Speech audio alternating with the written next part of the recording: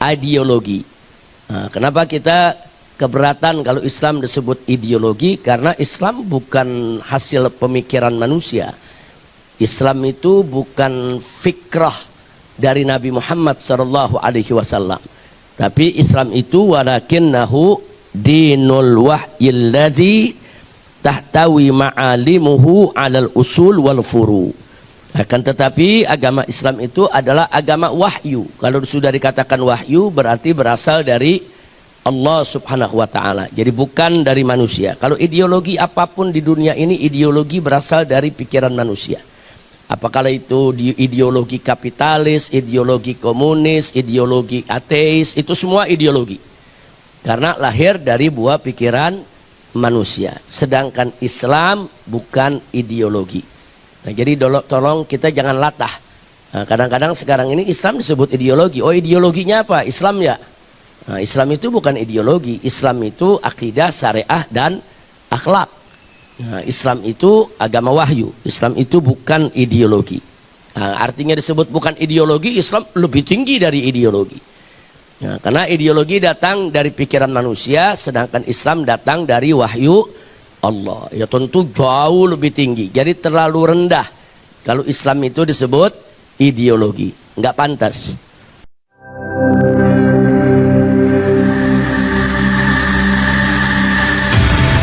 Islamic Brotherhood Television. Bismillahirrahmanirrahim. Isma'u rahimakumullah.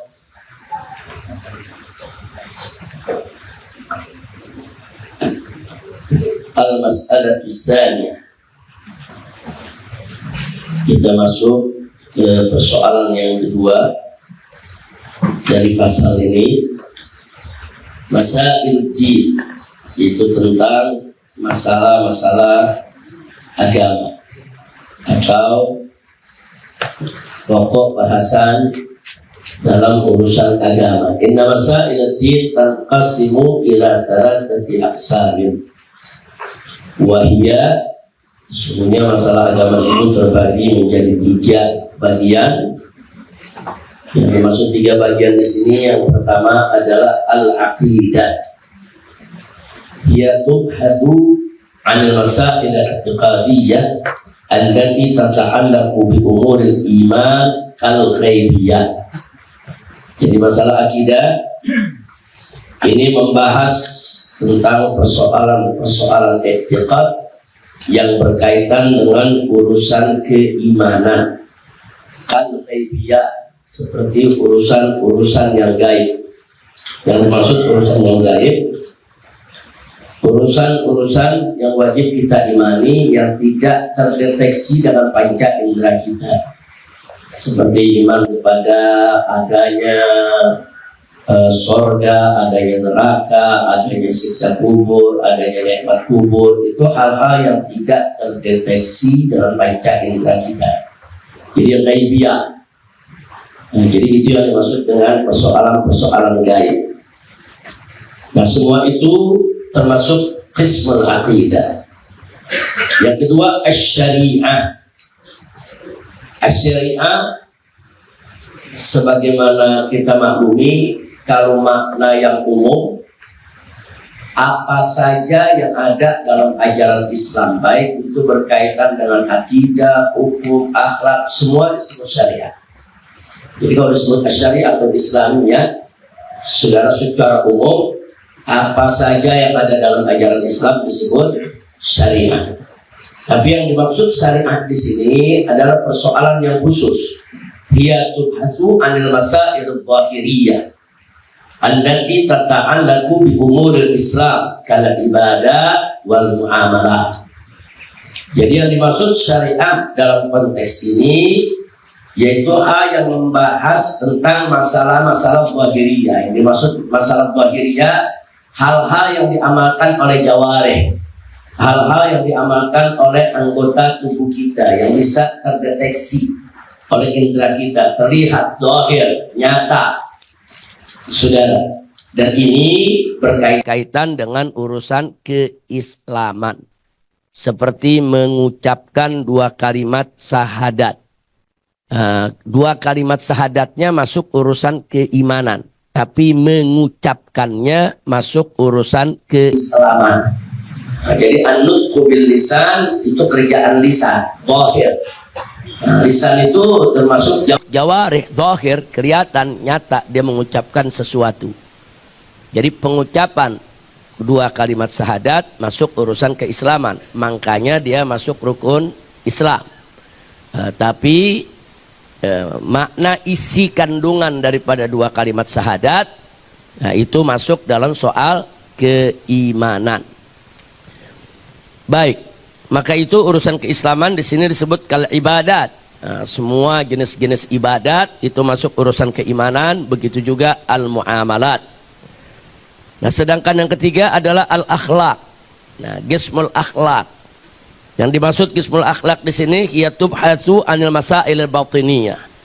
Yaitu akhlak itu membahas persoalan-persoalan batiniyah atau persoalan-persoalan qalbiyah.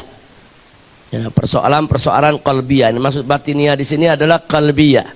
Allati tata'allaq bi umuril ihsan, yang berkaitan dengan urusan keihsanan, ka'amalil qulub, seperti amal hati. Nah, amal hati itu seperti apa? Seperti riya, takabur, ujub, atau seperti amal-amal yang baiknya ikhlas, qanaah. Nah, ini bukan amal zahir, bukan amal jawarih.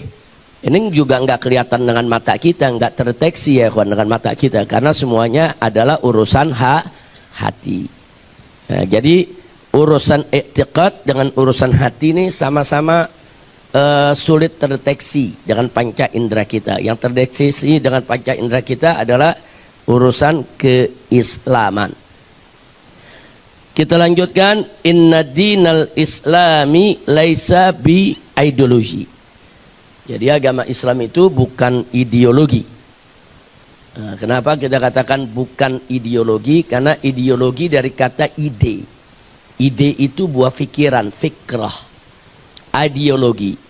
Nah, kenapa kita keberatan kalau Islam disebut ideologi? Karena Islam bukan hasil pemikiran manusia.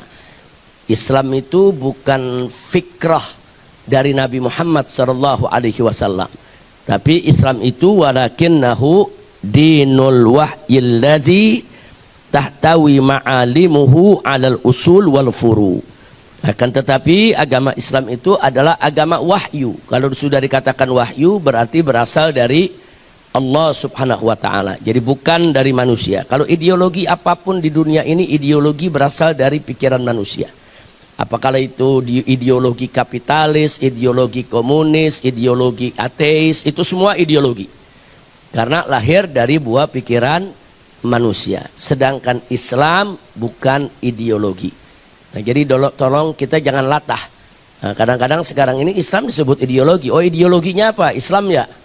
Nah, Islam itu bukan ideologi. Islam itu akidah, syariah, dan akhlak. Nah, Islam itu agama wahyu. Islam itu bukan ideologi.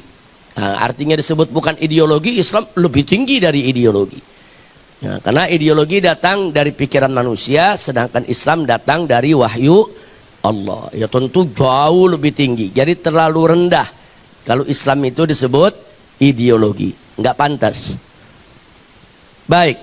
Nah, kemudian di sini kita nyatakan bahwa Islam itu dinul wahyi, yaitu agama wahyu. Alladzi tahtawi ma'alimuhu, yang ajaran isi daripada ajaran Islam itu, saudara, mencakup al-usul wal furu'. Nah, ada bagian yang disebut usul, ada bagian yang disebut furu'. Usul yang dimaksud di sini usuluddin, bukan usul fikih. Nah, ada usuluddin, ada usul fikih. Kita tidak bicara usul fikih, kita bicara usuluddin. Nah, begitu juga di sini furu'uddin.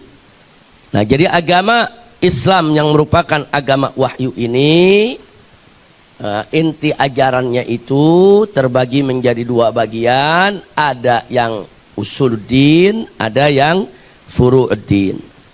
Wa innal qudrata, dan sesungguhnya kemampuan fi ma'rifatil usul wal furu', kemampuan dalam mengetahui atau mengenal usul dan furu fi dinil Islam, dalam ajaran Islam, hiya miftahun, dia merupakan kunci litafriqi, untuk memilah baina ma huwa mabda'i, antara hal-hal yang prinsip, mabda'i dari kata mabda, dasar, mendasar, prinsip, wa ma huwa ghairu mabda'i, dengan hal-hal yang tidak prinsip fi ma'amiliddin, di dalam ajaran agama Islam. Jadi dalam ajaran agama Islam semua isinya penting, semua isinya penting. Hanya di antara yang penting ini ada yang sangat mendasar, ada yang sangat fundamental, ada yang sangat prinsip, itu yang kita sebut mabda'i. Nah, ada yang dia tidak prinsip, dia tidak fundamental, dia tidak mendasar, tapi bukan berarti tidak penting. Nggak ada ajaran Islam yang nggak penting, nggak ada. Semua ajaran Islam sangat penting, saudara. Baik, kita lanjutkan. Jadi kemampuan mengenal usul dan furu dalam ajaran Islam merupakan kunci dalam apa? Kunci untuk memilah antara yang mendasar dengan tidak mendasar, antara yang prinsip dengan tidak prinsip. Wasirajun, dan dia merupakan pelita litamyiz, untuk apa? Membedakan bainal ikhtilafi wal inhiraf, untuk membedakan mana yang ikhtilaf, mana yang merupakan perbedaan atau khilafiyah, wal inhiraf, dan mana yang merupakan penyimpangan. Jadi ada perbedaan, ada penyimpangan. Di tengah-tengah umat Islam ini terjadi perbedaan, tapi pada saat yang sama juga terjadi penyimpangan. Nah, mengetahui usul dan furu itu bisa menjadi pelita buat kita, agar terang benderang di depan kita mana yang ikhtilaf, mana yang inhiraf. Jadi jangan sampai gelap lagi. Kalau gelap kita nggak bisa membedakan mana ikhtilaf, mana inhiraf. Nah, membedakan daripada ikhtilaf dan inhiraf ini sangat penting, saudara. Karena dengan ini kita bisa mencapai hatta yastaqima bihil mauqif, supaya sikap kita itu tegak lurus. Jadi bagaimana kita menyikapi ikhtilaf dan bagaimana kita menyikapi inhiraf, jadi lurus, jadi mustaqim. Nah, jadi nggak ngawur kita menyikapinya. Kenapa? Karena antara ikhtilaf dan inhiraf cara menyikapinya berbeda, tidak sama. Nah, bagaimana cara menyikapi ikhtilaf? Litasamuhi ma'al ikhtilaf. Nah, jadi mauqif yang kita ini diharuskan dalam menghadapi ikhtilaf adalah tasamu. Tasamu itu toleransi. Nah, jadi kita harus toleransi terhadap ikhtilaf, terhadap apa yang namanya perbedaan. Suka, tidak suka, senang, tidak senang, wajib toleransi. Nah, selemah apapun pendapat orang lain di hadapan kita, saudara, selama dia punya dalil syar'i yang bisa dipertanggungjawabkan, bukan dari hawa nafsu, walaupun kelihatannya mungkin dalil kita jauh lebih kuat daripada dalil sahabat kita tadi, saudara, tetap wajib tasamuh. Nah, selama itu dalam konteks perbedaan, wajib kita tasamuh. Itu mauqif, sikap. Bagaimana menyikapi ikhtilaf? Ya tasamuh. Lalu bagaimana menyikapi inhiraf? Maka di sini wal muqawamatu diddul inhiraf. Kita harus melakukan perlawanan terhadap penyimpangan. Pengertian perlawanan di sini ya kita harus luruskan. Yang bengkok diluruskan, yang salah dibetulkan, yang tidak sempurna disempurnakan. Nah, jadi nggak boleh dibiarkan, penyimpangan itu nggak boleh dibiarkan. Maka itu para ulama kita sejak zaman para sahabat, tabi'in, tabi'it tabi'in dan seterusnya tidak pernah diam menghadapi penyimpangan. Dari zaman Sayyidina Abu Bakar Siddiq radhiyallahu taala anhu, bagaimana beliau menghadapi orang-orang yang nggak mau bayar zakat karena menganggap zakat itu tidak lagi menjadi wajib, dengan alasan kewajiban itu gugur setelah wafat Nabi. Jadi waktu Nabi hidup zakat wajib, Nabi wafat zakat kewajibannya. Nah, pendapat ini dalam pandangan Sayyidina Abu Bakar Siddiq radhiyallahu anhu dan para sahabat yang lainnya, ini menyimpang, ini bukan ikhtilaf, ini inhiraf. Nah, maka itu Sayyidina Abu Bakar Siddiq mengirim sahabat-sahabat untuk berdialog dengan mereka, menyadarkan mereka supaya mereka kembali ke jalan Islam yang benar. Tapi setelah mereka berkeras, bahkan mengumpulkan pengikutnya, saudara, begitu banyak melakukan perlawanan, ya diperangi oleh Sayyidina Abu Bakar Siddiq. Nah, jadi kita bisa lihat tuh, makanya di sini kita sebut mukawamah, mulai dari cara mukawamah yang lunak sampai mukawamah yang keras, tergantung situasi kondisi. Jadi Sayyidina Abu Bakar Siddiq sudah memberikan contoh kepada kita, kirim sahabat, ajak dialog, sadarkan mereka. Nah, ternyata mereka nggak sadar, mereka merubah syariat zakat, ya diperangi sama Sayyidina Abu Bakar Siddiq sampai mereka semua kembali ke jalan yang benar. Nah, jadi sekali lagi itulah yang kita maksud al-muqawamah itu diddul inhiraf. Jadi inhiraf nggak boleh dibiarkan. Baik, nah semua ini kuncinya di mana? Kuncinya itu mengetahui usul dan furu. Dengan mengetahui usul dan furu, kita jadi tahu mana yang prinsip, mana yang tidak prinsip. Nah, kemudian dengan kita mengetahui daripada usul dan furu, maka menjadi terang benderang untuk kita bisa bedakan mana perbedaan, mana penyimpangan. Sehingga dengan demikian, ilmu untuk mengetahui mana yang usul, mana yang furu itu menjadi daruri. Menjadi darurat untuk kita ketahui agar kita tidak salah di dalam menyikapi. Wa inna ma lam ya'rifil usula wal furu'a fi dinil Islam, dan sesungguhnya barang siapa yang tidak tahu tentang usul dan furu dalam ajaran Islam, siapa saja yang enggak tahu mana usul mana furu, falan yastati at-tafriqa baina ma huwa mabda'i wa ma huwa ghair mabda'i fihi. Jadi maka niscaya dia tidak akan pernah mampu untuk memilah mana yang prinsip dan mana yang tidak prinsip. Pokoknya kalau dia nggak tahu usul furu, ya dia nggak punya kuncinya. Nggak punya kuncinya, bagaimana dia mau buka pintu? Nah, jadi pintu pengetahuan untuk mengetahui mana yang prinsip, mana yang tidak prinsip, dia tidak akan bisa buka itu pintu kalau dia tidak tahu usul dan furu. Wa ma lam yastati' tafriqa fi dzalik, dan barang siapa yang tidak mampu untuk memilah di dalam hal yang demikian tadi itu, nggak mampu untuk memilah mana yang prinsip dan mana yang tidak prinsip, maka apa yang terjadi? Falan yastati at-tamyiza, maka niscaya dia tidak akan mampu untuk membedakan bainal ikhtilafi wal inhiraf. Nah, jadi kan ada efeknya tuh, ada efek dominonya. Kalau dia nggak bisa ini bakal begini, nggak bisa ini bakal begini, dan seterusnya. Famalam yastati'it tamyiza bainahu.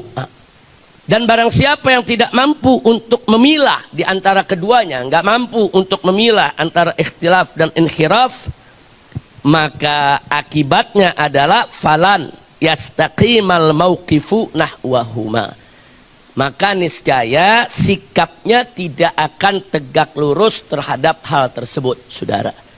Jadi sikapnya bakal ngawur, sikapnya akan ngelantur, karena nanti dia bersikap tanpa ilmu, dia bersikap tanpa dasar. Na'udzubillah min dzalik. Lidza, oleh karenanya, man yarol usula furu'an, barang siapa yang melihat atau menganggap usul itu sebagai furu. Nah, ini karena dia nggak tahu usul, nggak tahu furu. Kadang-kadang terjadi di tengah-tengah kita, dia melihat usul sebagai furu, atau dia jadikan usul sebagai furu. Nah, ini berbahaya. Kenapa? Karena akibatnya fayatasamah ma'al inhiraf. Dia akan toleransi terhadap penyimpangan. Nah, kenapa dia bisa toleransi terhadap penyimpangan? Dhannan annahul ikhtilaf. Karena dia mengira kalau itu adalah ikhtilaf. Contohnya apa? Nah, contohnya seperti pendapat atau keyakinan yang mengatakan ada nabi baru setelah Nabi Muhammad SAW. Seperti yang diyakini oleh kalangan Ahmadiyah. Nah, sekarang ini itu persoalan bukan persoalan furu, itu persoalan usul. Tapi kemudian ada saudara-saudara kita yang anggap itu persoalan furu. Nah, karena dia nganggap persoalan furu, maka dia apa yang terjadi? Tasamuh, dia toleransi terhadap penyimpangan tadi. Karena dia pikir itu ikhtilaf, bukan inhiraf. Gara-gara dia nganggap itu furu, akhirnya perbedaan di dalam soal ada nabi setelah Nabi Muhammad itu dianggap hanya persoalan ikhtilaf, sehingga dia toleransi. Berbahaya ya kawan. Nah, jadi kita juga mesti pahami kenapa dia bisa toleransi terhadap Ahmadiyah. Ini yang jadi persoalan adalah pola pikirnya, yang jadi persoalan adalah ketidaktahuannya untuk membedakan atau memilah antara ikhtilaf dan inhiraf. Ini berbahaya. Makanya kalau orang nggak tahu usul furu, ya nggak boleh dia berfatwa, nggak boleh dia seenaknya menyatakan sikap, nggak boleh, akan ngawur, ngelantur. Itu baru dalam satu persoalan. Nah, kalau dalam persoalan Ahmadiyah saja mengakui ada nabi baru setelah Nabi Muhammad yang ngelantur, dalam soal lain dia bisa lebih ngelantur lagi. Nah, kemudian yang berikutnya wabil aks, dan sebaliknya man yarol furu'a usulan, barang siapa yang melihat furu sebagai usul. Jadi masalah furu dianggap masalah usul. Ini juga berbahaya. Kenapa? Akibatnya fayuqawnul ikhtilaf wa yuharibu. Dia akan melawan itu ikhtilaf dan memeranginya. Jadi ikhtilaf yang mestinya dia toleransi, dia nggak toleransi, dia perangi. Karena dianggap apa? Ini penyimpangan. Saudara, dhannan annahu al-inhiraf. Nah, dia pikir saudara dhannan annahul inhiraf. Karena dia pikir, wah ini penyimpangan, harus diperangi. Nah, contohnya apa? Contohnya adalah kalangan Wahabi yang menganggap tawassul, tabarruk, saudara. Nah, mereka anggap ini bagian daripada usul, padahal furu'ul akidah, bukan usulul akidah. Nah, karena mereka menganggap ini masalah usul, saudara, akhirnya orang yang tabaruk, tawasul, mereka anggap inhiraf, nyimpang. Nah, karena dianggap nyimpang, mereka perangi. Dan mereka merasa sedang berjihad memerangi tabaruk dan tawasul. Nah, ini kan pola pikir begini berbahaya. Jadi kita tahu, oh kenapa sih dia begitu? Oh, yang furu dianggap usul sama dia.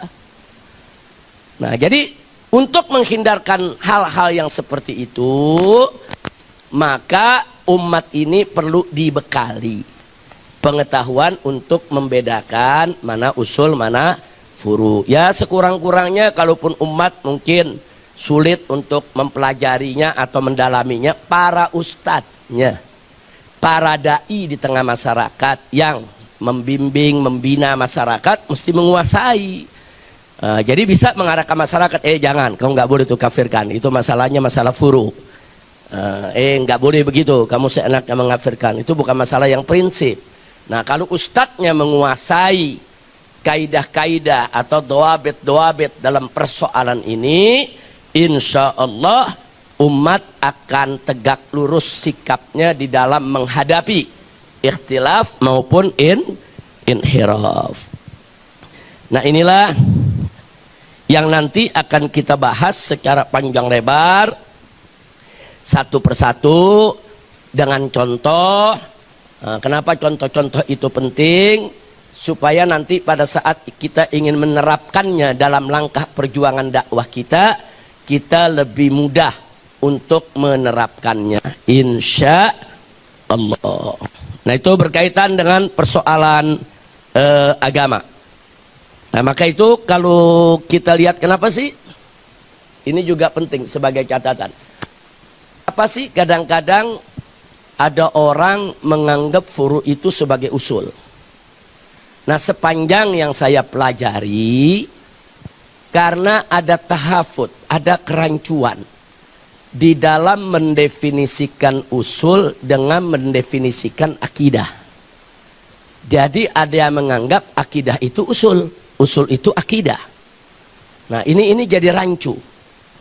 Nah, sehingga kalangan Wahabi misalnya, mereka melihat tabaruk itu kan urusan akidah, bukan urusan syariat. Itu urusan akidah. Itu urusan i'tiqad, keyakinan. Soal tawasul dan tabaruk itu soal i'tiqad. Nah, karena mereka menganggap i'tiqad, mereka kira i'tiqad itu dengan usul sama. Jadi setiap akidah mereka anggap itu usul. Sehingga perbedaan akidah mereka anggap perbedaan usul. Ya, perbedaan usul itu inhiraf. Tapi perbedaan akidah bukan inhiraf, saudara. Beda antara usul dengan akidah. Di dalam usul ada akidah, ada syariat, ada akhlak. Di dalam usul.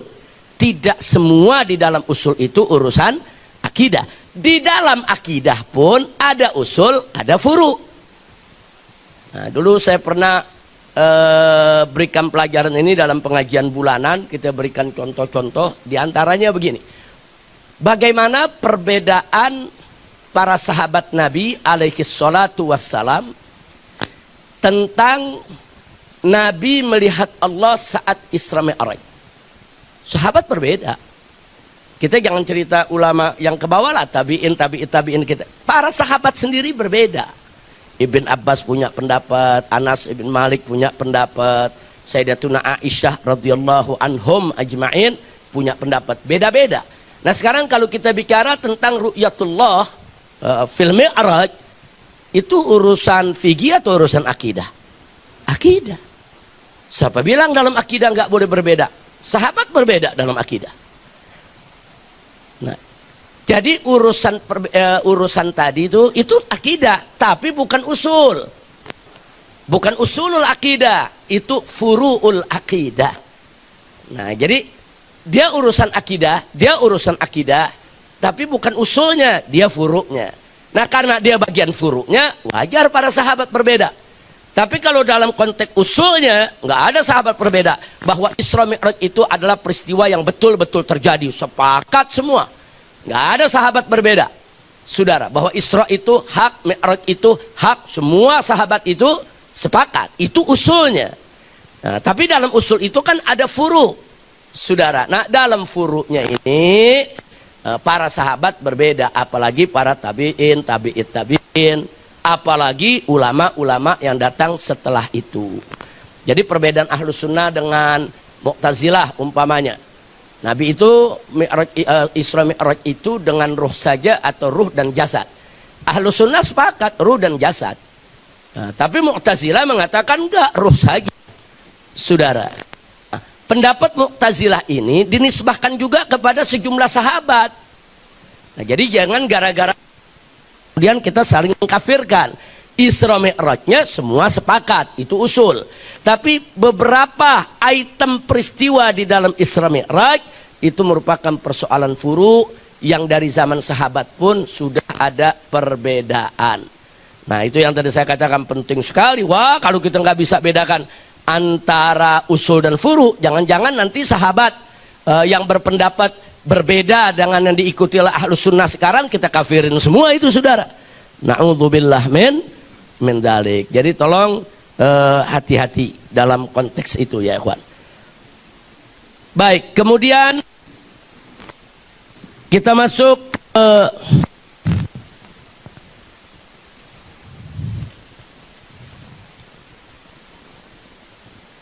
Masailuddin Matlabus Tsani. Baik. Jadi al-mas'alatu tsaniyah itu dari matlab yang pertama sudah selesai kita uraikan. Jadi matlab yang pertama tentang ta'rifuddin, itu definisi agama. Kemudian kita bagi pembahasannya menjadi al-mas'alatul ula arkanuddin.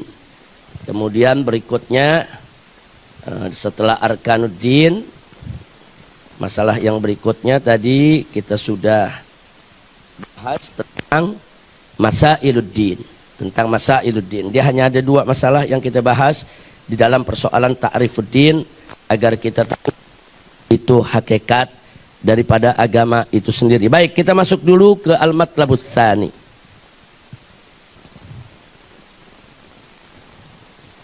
Sebetulnya untuk hari ini sebetulnya cukup sampai di tadi, cuman karena hari ini Al-Muhtaram Al-Mukarram Kiai Haji Maulana Kamal Yusuf berhalangan hadir, maka itu saya tambahkan ke matlab yang berikutnya. Sebetulnya kalau Kiai Kamal hadir cukup, mana hijau tamyiznya sampai di situ, kita mau lanjut ke faraid. Tapi baik, kita lanjutkan dulu satu saja ke matlabus tsani. Mari kita lihat. Al-matlabus tsani ismuddin. Nah, kalau tadi al-matlabul awal bicara tentang ta'rifuddin, definisi agama, apa itu agama. Sudah panjang lebar kita bahas sampai mas'alatus ula wa tsaniyah. Nah, sekarang ismuddin, nama agama. Jadi agama Allah Subhanahu wa taala yang diridhoi oleh Allah Subhanahu wa taala itu ada namanya, bukan tidak ada nama, bukan tanpa nama. Makanya kita lihat di sini qad arafna. Sebagaimana kita sudah ketahui minal mabhatis sabiq, dari pembahasan yang lalu, anna arkanuddin salasatun, bahwa rukun agama itu ada 3. Wahia, dia adalah al-islamu wal iman wal ihsan. Jadi rukun agama ada 3. Rukun yang pertama adalah Islam, rukun yang kedua adalah iman, rukun yang ketiga adalah ihsan.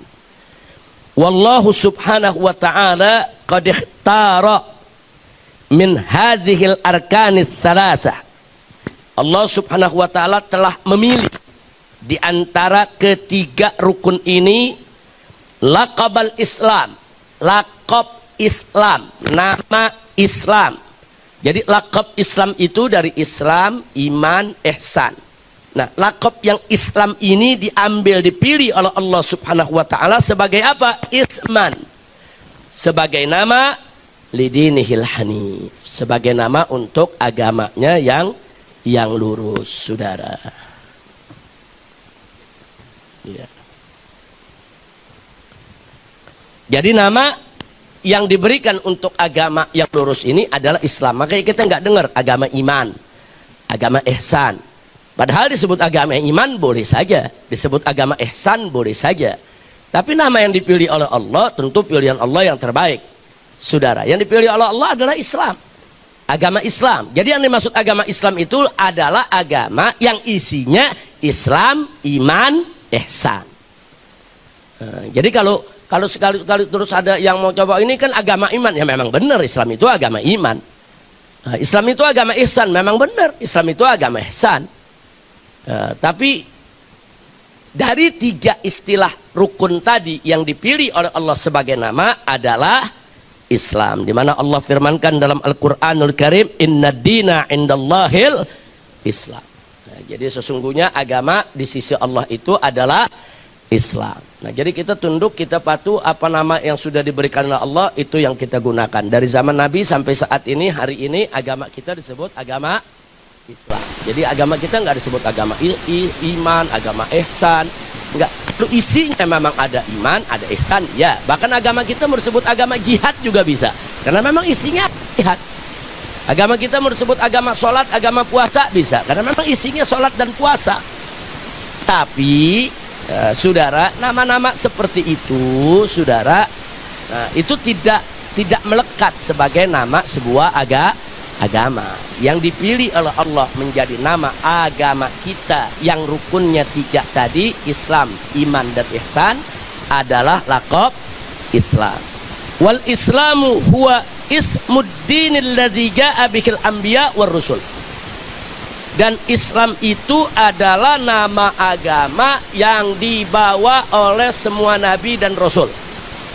Jadi jangan sampai ada di antara umat Islam mengira bahwa Nabi Musa yang bawa agama Yahudi, Nabi Isa yang bawa agama Nasrani. Tidak betul. Nabi Musa tidak pernah bawa agama Yahudi, Nabi Isa tidak pernah bawa agama Nasrani, saudara. Jadi Nabi Musa dan Isa alaihi wassalam yang dibawa adalah agama Islam. Nah, kalau umat Yahudi memuliakan, mengagungkan Nabi Musa, ya. Kalau umat Nasrani mengaku bahwa mereka mengagungkan, kemudian memuliakan Nabi Isa, ya. Tapi apa betul agama Yahudi dan agama Nasrani itu memang dibawa oleh Nabi Musa dan Isa? Tidak. Jadi karena kadang-kadang masih ada juga penceramah-penceramah kita terpleset ngomong di atas mimbar, Yahudi itu agama Nabi Musa. Jadi nggak boleh kita hina, nggak boleh. Ini soal hina agama itu memang ada aturannya dalam Islam, saudara. Tapi bukan berarti kita ngakui itu sebagai agamanya Nabi Musa. Maka, saudara, itu yang nggak boleh kita lupa. Nah, kemudian di dalam Al-Quranul Karim Allah Subhanahu Wa Taala menyatakan, yaitu dalam surat, kita perhatikan Al-Hajj, ayat 78. Wallahu Subhanahu Wa Taala qala, millata abikum Ibrahim huwa sammakumul muslimina min qabl. Jadi millata abikum, agama ayah kamu sekalian, yaitu Ibrahim. Karena Ibrahim ini kan abul anbiya, saudara. Nah, kemudian huwa sammakumul muslimin min qabl. Memang dari sebelumnya, dari dulu-dulu, saudara, Allah Subhanahu wa taala menamakan kamu sekalian, Nabi Ibrahim dan para pengikutnya, sebagai muslimin, yaitu sebagai orang-orang Islam.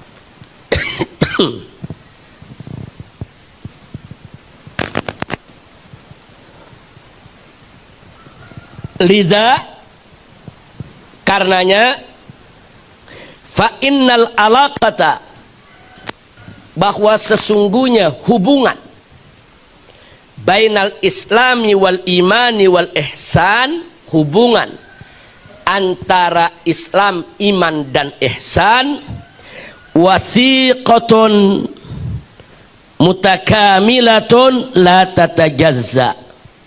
Jadi hubungannya begitu erat, begitu lekat, saling melengkapi dan menyempurnakan, la tatajazza, tidak terbagi-bagi. Nah, jadi nggak bisa orang mau meluk agama Allah cuma ngambil Islamnya saja, imannya nggak diambil, nggak bisa. Atau orang hanya percaya kepada arkanul imannya saja, sedangkan arkan Islam dia buang, nggak bisa. Orang mau memeluk agama Allah yang lurus ini, ya sudah, mau ambil pelajaran akhlaknya saja, nggak bisa, ya ikhwan. Ketiga perkara ini tidak boleh dipisahkan.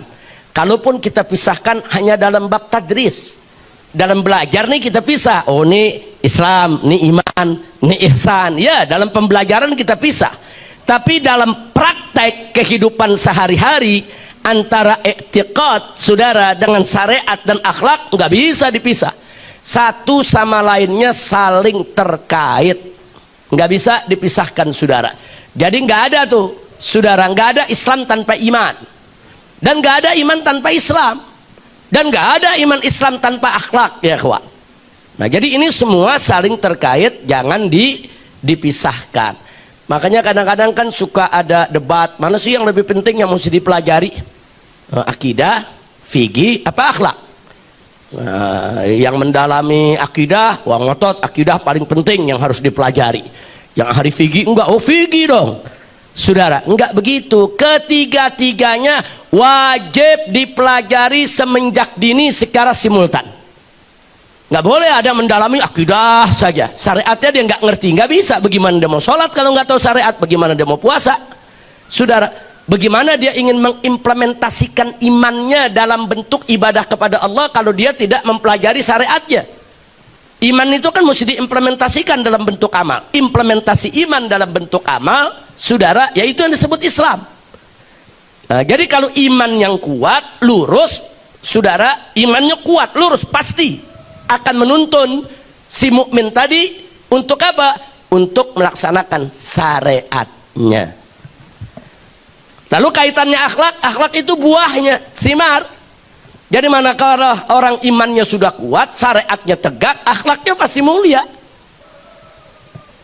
Nah, kalau ada orang mengklaim imannya kuat, terus sholatnya rapilah dilakukan 5 waktu, puasa apa dilakukan, tapi akhlak nggak ada, berarti ada yang nggak beres. Iman nggak beres dengan imannya, atau nggak beres dengan syariatnya, saudara.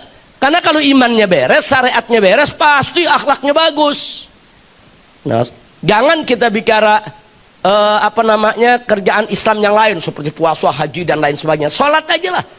Untuk salat aja Allah sudah nyatakan inna sholata tanha 'anil fahsya'i wal munkar. Salat itu mencegah dari perbuatan keji dan munkar. Ini firman Allah, ini jaminan dari Allah. Mustahil firman Allah itu salah. Salat pasti jadi benteng dari perbuatan keji dan munkar.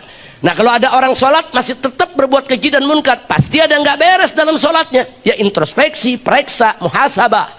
Kenapa ya salat 5 waktu saya jalan kok maksiatnya tetap giat, kok saya nggak bisa lepaskan diri daripada kemunkaran? Ada nggak beres dalam salatnya ya, ikhwan?